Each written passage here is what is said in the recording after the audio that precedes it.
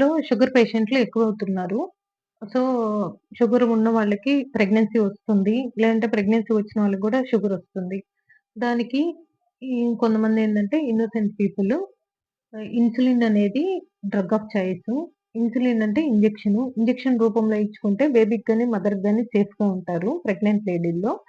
అట్లా కాకుండా టాబ్లెట్స్ అనేవి తక్కువ మోతాదులో వాడాలా. కానీ పేషెంట్స్‌కేందంటే ఇంజెక్షన్ అంటే భయం వల్ల మాకు ఇంజెక్షన్ ఒద్దు టాబ్లెటే పెట్టండి అని అంటున్నారు.